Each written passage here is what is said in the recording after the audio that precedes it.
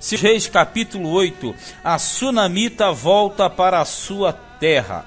E falou Eliseu àquela mulher cujo filho vivificara, dizendo: levanta-te e vai-te, tu e a tua família, e peregrina onde puderes peregrinar, porque o Senhor chamou a fome, a qual também virá à terra por 7 anos. Vejamos aqui, essas histórias, elas não estão em ordem cronológica, então hora ou outra vai para frente, volta atrás e etc.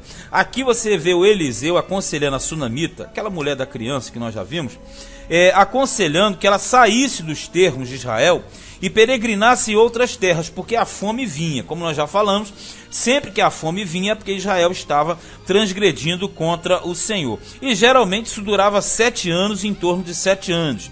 Verso 2: e levantou-se a mulher e fez conforme a palavra do homem de Deus, porque foi ela com a sua família e peregrinou na terra dos filisteus 7 anos. Veja bem, na terra do filisteu, que não era um povo de Deus, havia pão e comida, e no povo de Deus não tinha. Isso aqui tem que se refletir muito em cima. Olha no 3. Sucedeu que, ao cabo dos 7 anos, a mulher voltou da terra dos filisteus e saiu a clamar ao rei, pela sua casa e pelas suas terras. Porque pela lei mosaica, nós sabemos que após 7 anos as terras deveriam ser devolvidas a seus donos originais. No caso aqui, quando ela saiu, ela com certeza hipotecou a casa, passou para alguém, e ela volta agora e quer reaver os seus bens, e é direito. Então ela quer falar com o rei. Ora, o rei falava a Geazi, moço do homem de Deus, dizendo: conta-me, peço-te, todas as grandes obras que Eliseu tem feito. Aí você pega esse sentido. Como é que ele aparece aqui, o Geazi, se ele tinha contraído lepra lá atrás no capítulo de número 5? Aí vai entrar esse lado. É porque as histórias não estão em ordem cronológica, não estão nessa ordem. Então ele está conversando com o rei. Leproso ele jamais estaria, nem dentro da cidade, muito menos no Paço Real. Mas ele estava contando, e o rei conta as histórias de Eliseu, os milagres que ele já fez. Aí flutuou o machado, o ferro do machado, tirou a morte da panela e etc. Conta-me, peço, de todas as grandes obras que Eliseu tem feito. E sucedeu que, contando ele ao rei como vivificara um morto, eis que a mulher cujo filho vivificara, clamou ao rei pela sua casa e pelas suas terras. Então disse Geazi: ó rei, meu senhor, esta é a mulher e este é o seu filho a quem Eliseu vivificou. Isso aqui é uma jesuicidência, porque o Geazi está falando com o rei, contando as histórias, contando a história da mulher e do filho que morreu e ele ressuscitou, né? Voltou à vida. E quando ela está falando com ele, quando ele está falando com o rei, ela aparece pedindo a terra. Então é um momento propício realmente para ela ter aparecido. Então ele falou: essa é a mulher. E o rei perguntou à mulher e ela lhe contou. Então o rei lhe deu um eunuco, quer dizer, um oficial do paço, porque eunuco aqui em Israel não era eunuco castrado. E ele disse: faz-lhe restituir tudo quanto era seu e todas as rendas das terras, desde o dia em que deixou a terra até agora. Então, coisa de Deus, ela chegou na hora em que o Geazi está conversando com o rei, e o rei está perguntando dos feitos.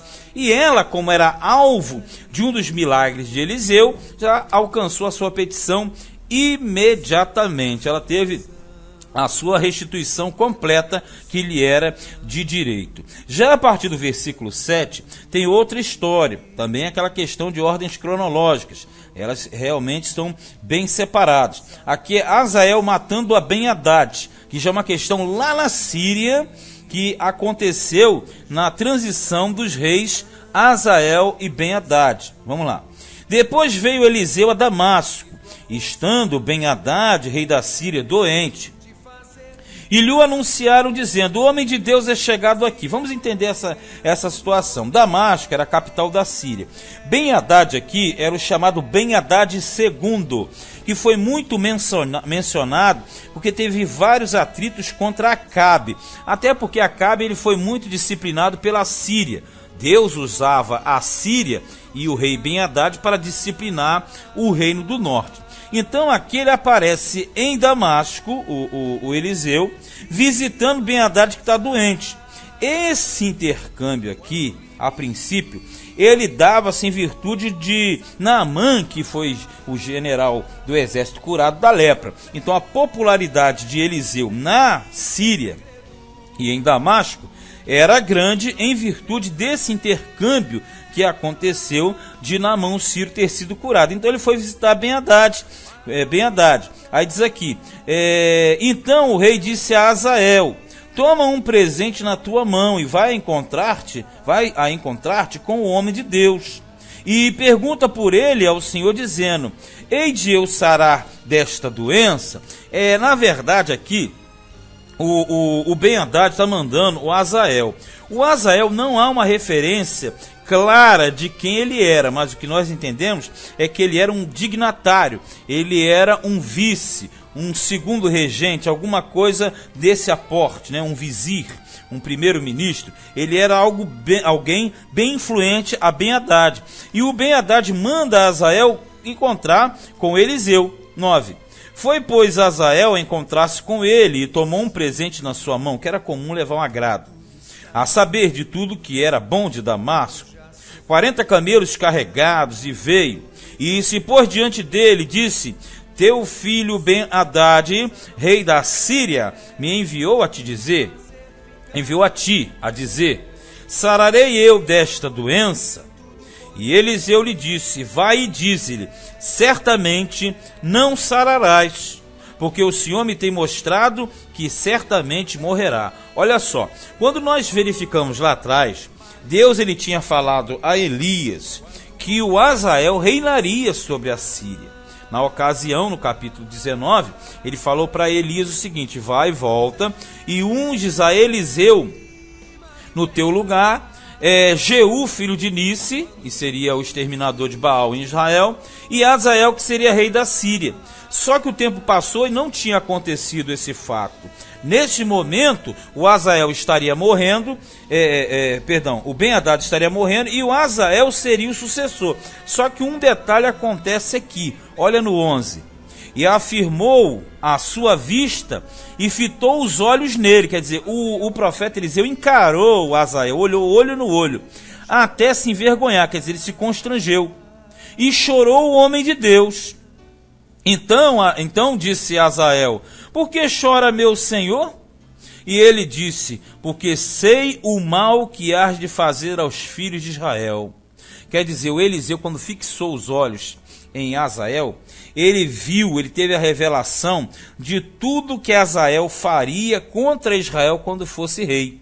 Porque Azael, sendo rei da Síria, ele seria disciplinador de Israel, que foi o que o Elias recebeu de Deus. Aí ele fala assim, porás fogo às suas fortalezas, porque nas invasões se fazia isso, e os jovens matarás a espada, e os meninos despedaçarás, que os meninos, as crianças que sofriam mais, eram as crianças e as mulheres grávidas. Aqui fala, e as suas pejadas fenderás, porque nas invasões militares, eles matavam as crianças e abriam a barriga das mulheres grávidas. Isso aí tinha a finalidade de evitar posteridade, ou seja, gerações futuras que se vingariam dos infratores. Por isso que eles costumavam a exterminar, a dizimar a todos. Então o Eliseu viu, falou: tu vai fazer isso tudo com o meu povo. E disse a Azael: pois quem é teu servo que não é mais do que um cão? Quer dizer, quando fala cão, uma pessoa desprezível, sem valor, para fazer tão grande coisa? E disse Eliseu: o Senhor me tem mostrado que tu has de ser rei da Síria. Olha só, e realmente o Elias recebeu essa missão e essa revelação. Só que agora está confirmando. E ele viu todas as atrocidades que Azael faria contra Israel. Então ele está falando: Deus está me mostrando que tu vai ser rei da Síria. Então partiu de Eliseu e veio a seu senhor, o qual lhe disse: que te disse Eliseu? E disse ele: disse-me que certamente sararás. Ele mudou a fala porque ele estava com um plano em mente. Como ele sabia que seria rei, ele vai apressar a morte de Ben-Hadad. Ele vai cometer eutanásia. Olha aqui no 15. E sucedeu ao outro dia que tomou um cobertor e o molhou na água, e o estendeu sobre o seu rosto, e morreu. e Azael reinou em seu lugar. Quer dizer, ele matou o Ben-Hadad sufocado com cobertor molhado. Você fala assim, poxa, mas isso aí foi o que Deus designou? Não. Na verdade, você trabalha da seguinte forma: ele seria rei de Israel, mas como ele se precipitou, ele antecipou a morte de Ben-Hadad. Então ele foi e matou-o. E na verdade ele já morreria naturalmente. Foi o que Eliseu falou: você vai ser rei da Síria, porque ele vai morrer. Ele podia ter esperado para o fato acontecer naturalmente. Não, ele foi e antecipou. Ele cometeu eutanásia e acelerou a morte de Ben-Hadad. Como nós sabemos que essas histórias estão fora de cronologia, aí você sabe que são histórias que na verdade são isolados. Então a primeira parte do 8, a segunda e agora a terceira não tem conotações diretas. Veja no versículo 16: o reinado de Jeorão. E no ano 5º de Jorão, filho de Acabe, rei de Israel, reinando ainda Josafá em Judá, começou a reinar Jeorão, filho de Josafá, rei de Judá. Era ele da idade de 32 anos quando começou a reinar, e 8 anos reinou em Jerusalém. E andou no caminho dos reis de Israel, como também fizeram os da casa de Acabe, porque tinha por mulher a filha de Acabe, e fez o que era mal aos olhos do Senhor. Foi aquela questão, esse parentesco entre o norte e o sul deu nisso aqui. Agora a filha de Acabe com Jezabel vem para Jerusalém, e ela vai trazer também a cultura de Baal para Jerusalém. 19. Porém o Senhor não quis destruir a Judá por amor de Davi, seu servo, como lhe tinha dito que lhe daria para sempre uma lâmpada a seus filhos, quer dizer, uma descendência. Nos seus dias se revoltaram os edomitas contra o mando de Judá e puseram sobre si um rei, porque Edom estava debaixo da dominação desde a época de Davi. Só que aqui, como consequência do pecado de Judá, os inimigos começaram a se libertar do jugo e do domínio de Israel. Pelo que Jeorão passou a Zair, e todos os carros com ele, e ele se levantou de noite e feriu os edomitas que estavam ao redor dele, e os capitães dos carros, e o povo foi para as suas tendas. Todavia os edomitas ficaram revoltados contra o mando de Judá até o dia de hoje, quer dizer, até o dia que foi escrito. Então também se revoltou Líbina no mesmo tempo, já percebeu? Todas aquelas regiões, aqueles povos que foram dominados por Davi, começaram a se libertar.